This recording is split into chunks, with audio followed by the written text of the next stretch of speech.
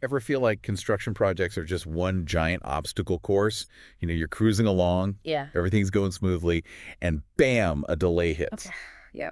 Well, today, we're going to equip you with the knowledge to navigate those construction roadblocks. Okay. We're diving deep into excerpts from managing delays and extensions in construction projects. That's a great way to put it. Delays are practically inevitable, but knowing how to handle them can make all the difference. Exactly. So let's start with the basics. Okay. What are some of the most common culprits behind these project delays? Well, some are pretty dramatic, like a hurricane hitting your job site. Oh, wow. We call that force majeure. Yeah. Basically, acts of God that no one could have predicted. You're telling me I can only imagine the chaos that would cause. Right. But then there are the delays that are a bit more, Yeah. shall we say, run-of-the-mill construction headaches. Unexpected site conditions are a classic example. You start digging, and surprise, you hit bedrock where you were expecting soil. Or maybe the city's water main runs right through your excavation site. Okay, I'm starting to get anxiety just thinking about all these potential problems. Don't worry, we're going to arm you with the tools to deal with them.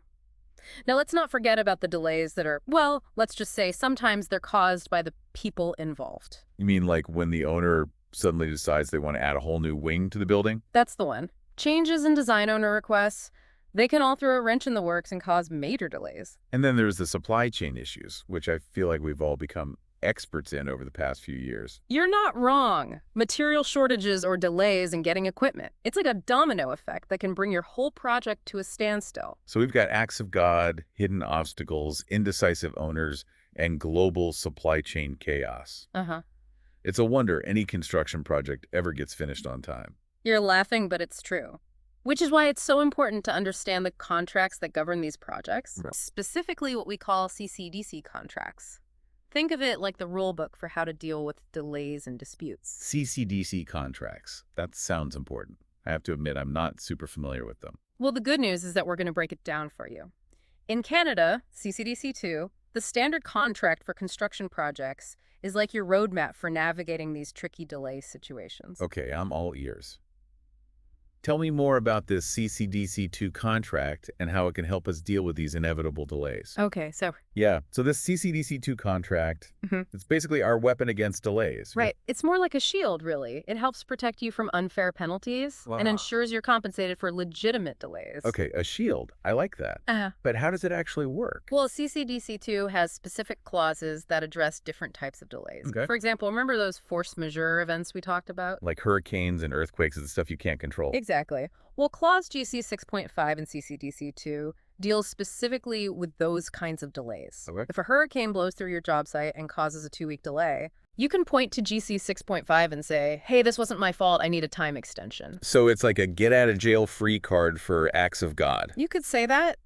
It protects you from being penalized for something that was beyond your control. That makes sense. What about those hidden surprises we talked about, like finding bedrock where you expected soil? That's where GC 6.4 comes in. Okay, It deals with concealed or unknown conditions on the site. right. Imagine you're excavating for a foundation and you hit a massive boulder that wasn't on any of the drawings. Oh, yeah. GC 6.4 allows you to claim a time extension for the delay caused by that unexpected obstacle. So it's like a safeguard against those oh no moments when you cover something you weren't expecting. Precisely. But here's the thing. It's not enough to just say, hey, I hit a rock, give me more time. You need to document everything. Documentation. Mhm. That sounds about as fun as watching paint dry. I know. But trust me on this. Detailed documentation is your best friend when it comes to dealing with delays. Okay. CCDC2 is very specific about the process for claiming delays and extensions. Yeah, and you need to have all your ducks in a row. Okay, so what kind of documentation are we talking about? Think of it like a diary for your construction project. Okay. You need detailed daily logs that record everything that happens on site, weather Yeah. conditions, Mm-hmm. work progress, any challenges, encountered materials, delivered labor hours, you name it. So it's all about the details. Absolutely. Those daily logs become your evidence to support your claims. Okay. They help you prove that the delay actually occurred Right. and that it wasn't your fault. Makes sense. Anything else we need to document besides those daily logs? Yes, anytime a delay pops up, you need to notify the owner immediately in writing. Oh, Don't wait. Imagine sending up a smoke signal the moment something happens. wow. That's how quickly you need to communicate. So it's not just about documenting what happened, it's also about communicating it promptly. You got it. The CCDC contract requires prompt notification, Okay. and it allows the owner to understand the potential impact and hopefully work with you to find solutions. It sounds like proactive communication is key. Exactly. And to keep everyone on the same page, regular schedule updates are crucial. Okay. These updates should track project progress, identify potential delays early on, Yeah. and outline how you plan to manage any necessary extensions. So we're talking about being organized, proactive, and documenting everything meticulously. Right.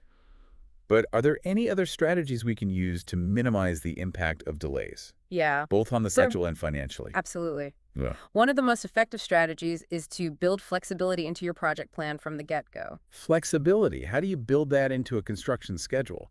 Think of it like adding buffer time to your schedule. Yeah. It's like leaving extra space in your suitcase just in case you buy too many souvenirs on vacation.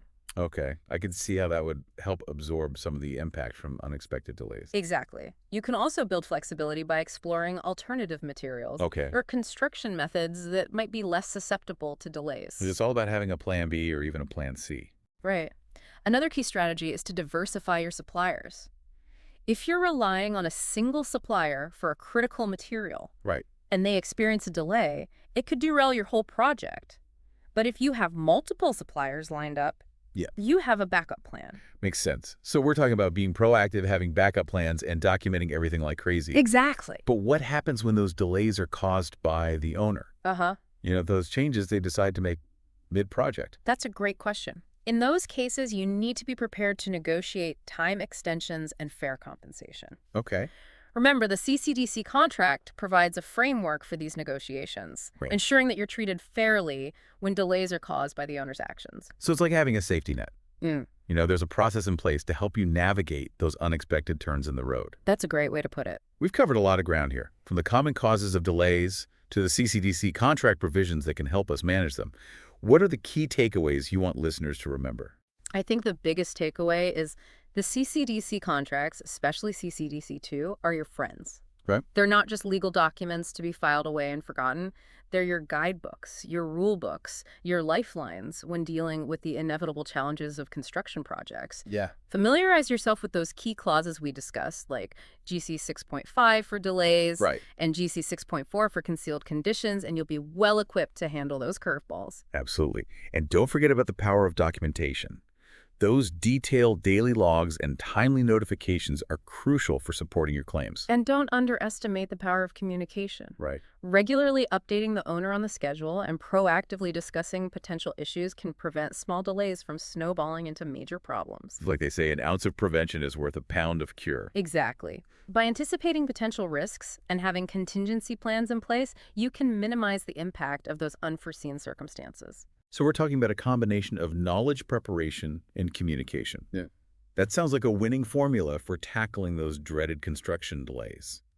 It really does feel like we've uncovered a treasure trove of information today. I feel much more prepared to tackle those construction delay challenges now. Me too.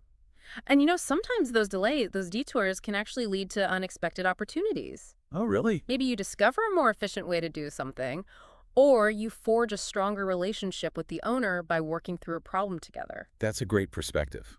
It's easy to get caught up in the frustration of delays, but sometimes they can lead to positive outcomes in the long run. Absolutely. It's all about adapting and finding creative solutions. Well, before we wrap things up, I want to leave our listeners with a final thought-provoking question. Okay.